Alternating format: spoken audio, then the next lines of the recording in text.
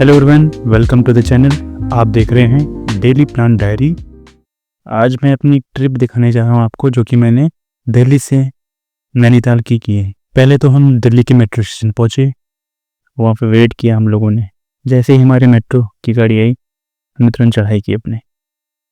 एक सीट मिले, सीट पे बैठे, वेट किया, स्टेशन पे उतरे, वहाँ से भागते भागते भागते गए और पहुँचे हम अपने डेस्टिनेशन यानी बस स्टैंड पे, जहाँ से हमने ले ली थी अपनी बस और वहाँ से निकलना था हमें काठगोदाम के लिए। हंसी इसलिए आ रही है क्योंकि हमें लेट हो चुका था।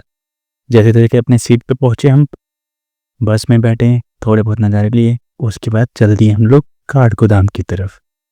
बस की सर्विसिंग काफ़ी अच्छी थी, पूरी की पूरी बस ही खाली थी। शाम होते ही बस की लाइटें ऑफ कर दी गई। भाग दौड़ करते हम काफ़ी थक गए थे, फिर हमने थोड़ा आराम किया। सुबह 5 बजे हम पहुंच गए थे काठगोदाम। यहाँ से हमें जाना था कैची धाम, जिसके लिए हमने कैब बुक की। अगर आप सिंगल हो तो आप वहाँ से बाइक रेंट पे ले सकते हो और फिर अकेले ही पहाड़ों का नज़ारा लेते हुए आप कैची धाम जा सकते हो। क्योंकि सुबह का समय था और मौसम काफ़ी सुहाना था, हालांकि बारिश नहीं हुई, फिर भी नज़ारे काफ़ी अच्छे थे और हम पहाड़ों का आनंद लेते हुए आगे बढ़ते रहे। रास्ते में हम एक छोटे से फैमिली रेस्टोरेंट में रुके, जहाँ का व्यू काफ़ी अच्छा था। यहाँ की सर्विसिंग काफ़ी अच्छी लगी हमें, बहुत नीट एंड क्लीन था सब कुछ यहाँ पे। रेस्टोरेंट के ओनर काफ़ी फ्रेंडली थे। आप जानते हो कि पहाड़ों के लोग काफ़ी अच्छे होते हैं, उनका बात करने का तरीका हमें काफ़ी अच्छा पसंद आया। फिर हमने थोड़ी यहाँ पे रुक करके यहाँ का व्यू देखा। यहाँ से काफ़ी अच्छा लग रहा था हमें, सब कुछ ही अच्छा था यहाँ का। यहाँ से हमने थोड़ी बहुत पिक्चर्स ली, क्योंकि सुबह का समय था और हमें काफ़ी भूख लगी हुई थी। फिर हमने चाय और बंद ऑर्डर किया।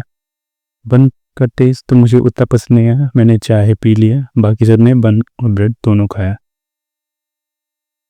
आप जब कभी भी सोच रहे हो कि हमें कैची धाम जाना है, तो मैं आपको ये रेस्टोरेंट हाईली रिकमेंड करूँगा। इस रेस्टोरेंट का नाम है पलड़िया फैमिली रेस्टोरेंट, जो कि कैची धाम जाते समय पड़ता है रोड साइड। चाय पीकर जैसे ही हम बाहर निकल रहे थे, बाहर ही हमें एक फीमेल डॉग मिली। ये भी काफ़ी फ्रेंडली थी। हमने इसे एक ब्रेड दिया और इसकी एक और फ्रेंड मिल गई थी। वो पहले तो हिचकिचा रही थी कि इसे ले या ना ले, पहले खा ही नहीं रही थी ब्रेड। फिर हमने दूर से देखा कि ये ब्रेड खाने लगी थी। जाते ही हमें ये फिर से ही हमारा पीछे करने लगी और फिर एक जगह रुक के देखने लगी। पता नहीं इनको कैसे आभास हो जाता है कि बारिश होने वाली है, और देखते देखते जोरों शोरों से बारिश होने लगी थी। हम बाहर ही खड़े थे, हमें लगा कुछ और ही हो रहा है, बट इतनी तेजी से बारिश आने लगी भी। फिर हम जल्दी जल्दी करके अपने कैब के अंदर बैठ गए। हमारा एक साथी वही बाहर ही रह गया था रेस्टोरेंट के। हमने उसका वेट किया, क्योंकि बारिश इतनी तेज आ रही थी, हमें रुकना ही पड़ा। फिर जैसे तैसे करके वो भी कार के अंदर आ गया।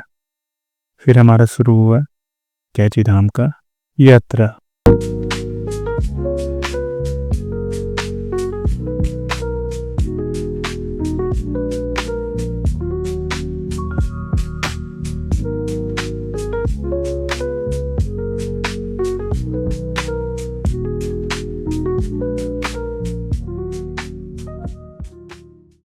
काठगोदाम से कैची धाम पहुंचने में हमें पूरे 1 घंटे लग गए थे। कैची धाम पहुंचते ही हमने एक रूम ले लिया। यहाँ पे रूम का किराया 150 रुपये पर पर्सन 1 घंटे के लिए था। रूम पर पहुंचने के बाद हमें पूरे आधे घंटे लग गए तैयार होने में। तैयार होकर हमने प्रसाद लिया और प्रसाद लेकर के मंदिर के द्वार पर आ गए। यहाँ पे वीडियो बनाने के लिए बिल्कुल भी अलाउ नहीं कर रहे थे, फिर भी हमने बाहर से ही वीडियो काफ़ी बना ली थी। मंदिर में काफ़ी हलचल था, वहाँ पे बहुत सारे श्रद्धालु आए हुए थे। कैची धाम के दर्शन करके हमें जाना था नैनीताल, जहाँ से फिर हमने भवाली के लिए गाड़ी बुक की। गाड़ी का किराया हमें पूरा 50 रुपये लगा पर पर्सन भवाली के लिए। भवाली पहुँचते ही हमें जाना था नैनीताल के लिए। ये गलती हमने की थी, आप बिल्कुल भी ना करें। आपको कैची धाम से डायरेक्ट नैनीताल के लिए ही कैब करनी होगी, क्योंकि भवाली से नैनीताल के लिए काफ़ी कम बसें और गाड़ियाँ जाती हैं। अगर आप कैची धाम से डायरेक्ट नैनीताल जाते हैं तो आपको बिल्कुल ही आराम से पहुंचा दिया जाएगा। वहां तक का किराया आपको पूरे 150 रुपये लगेंगे। अगर भवाली आना है तो 50 रुपये, अगर नैनीताल जाना है तो 150 रुपये। भवाली में पूरे हमें 1.5 घंटे लग गए थे, एक भी गाड़ी नहीं जा रही थी। फिर भी जैसे तैसे हमने एक गाड़ी बुक की और फिर नैनीताल के लिए निकल पड़े। नैनीताल में हमें पूरे 11 डेस्टिनेशन पॉइंट जाने थे, जो हमने इसी कैब से ही पूरे किए थे। सबसे पहले पहुंचे हम संकट मोचन हनुमान मंदिर, जो कि बेहद ही खूबसूरत था। मंदिर में पहुंचते हमें ये पता लगा कि यहाँ पे आरती हो रही थी। हमने भगवान जी की आरती अटेंड की, उसके बाद माता अंजनी के भी दर्शन किए। दूसरा पॉइंट था हमारा खुरपाताल।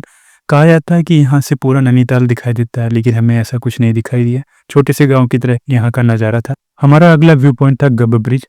पता नहीं इस ब्रिज को गब्बर ब्रिज क्यों कहते हैं, फिर भी हमने यहाँ पे स्टे किया और पहुँचते ही ऐसा लग रहा था कि जैसे गब्बर वाली मूवी की सीन्स चल रहे हो, क्योंकि ये पूरी तरह से पहाड़ों से ढका हुआ था और साइड साइड बहुत सारे बड़े बड़े पत्थर थे। फिर हमने भी कुछ फोटोज और वीडियोस कैप्चर की और चल पड़े अगले व्यू पॉइंट की तरफ, जो कि हमारा रास्ते में ही पड़ा, जिसका नाम था बड़ा पत्थर। कहा जाता है पहले यहाँ पे आर्मी की ट्रेनिंग होती थी, बट ऐसा अब नहीं है। हमारा अगला पॉइंट था माता मनसा देवी मंदिर। ये नागों की देवी हैं और कहा जाता है कि इनकी पूजा करने वाले भक्तों को कभी नाग परेशान नहीं करते। हमने माता के दर्शन किए और फिर वहां से निकल पड़े अपने अगले व्यू पॉइंट के लिए। बीच में मौसम ने कुछ हेर फेर कर दिया था, मौसम पूरा बारिश वाला हो गया था। फिर भी हम अपने अगले डेस्टिनेशन पॉइंट के लिए चलते रहे, जो था वुडलैंड एंड वाटरफॉल। यहाँ पे पहुंचते ही हमने टिकट लिया। पर पर्सन टिकट यहाँ का 50 रुपये था और छोटे बच्चों के लिए 30 रुपये था। टिकट लेकर के हमने इसके अंदर एंटर किया। यहाँ पर सारी चीज़ें आर्टिफिशियल थी, सारे बड़े पत्थर के बने हुए थे और कुछ गार्डन टाइप के बनाए गए थे। यहाँ पे कुछ आर्टिफिशियल जानवर भी थे, जैसे कि चीता, और कुछ जंगली बकरियां भी बनाई गई थी। फिर हमने इसके अंदर थोड़ा और छानबीन किया। फिर हमें एक हिडन वाटरफॉल दिखा, जिसके पास हम बारी बारी जा करके मस्ती कर रहे थे। यहाँ का पानी बहुत ही ठंडा था और काफ़ी प्लीजेंट सा साउंड था। ये हमारा आखिरी व्यू पॉइंट था और हम काफ़ी थक चुके थे। फिर हमने नैनीताल वापस जाने का फैसला किया। नैनीताल पहुंचकर देखा कि यहाँ पे बहुत ही कम क्राउड था, जो कि हमें बहुत ही अच्छा लगा। फिर हमने यहाँ के मार्केट को विजिट किया, मार्केट से कुछ सामान परचेज किए।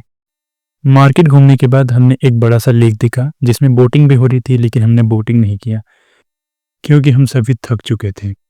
लेकिन यहाँ का व्यू बहुत ही अच्छा था, जहाँ पर फिर से हमने स्टे करके पिक्चर्स और वीडियोस बनाए। इस लेक के किनारे जाकर के हमें मछलियाँ दिखी, जो कि बहुत ही सुंदर थी और काफ़ी बड़ी बड़ी मछलियाँ इस लेक के अंदर थी। हमने मछलियों को कुछ दाने दिए और साथ ही में कुछ पुड़िया भी खिलाई। देखते देखते यहाँ पे 3-4 और बत्तख भी आ गए थे, जिसके बाद यहाँ का दृश्य काफ़ी मनमोहक हो गया था। ये थी हमारी नैनीताल की ट्रिप, जो कि हमने पहले दिल्ली से काठगोदाम के लिए तय की। कैची धाम गए, कैची धाम से फिर हमने नैनीताल जाने का फैसला किया और यहाँ पर आकर के हमने बहुत सारा एंजॉय किया। तो मिलते हैं ऐसे और वीडियो के साथ। अगर वीडियो अच्छा लगा हो तो लाइक और चैनल को सब्सक्राइब जरूर करें। तब तक के लिए बाय बाय, नमस्कार, सत श्री अकाल।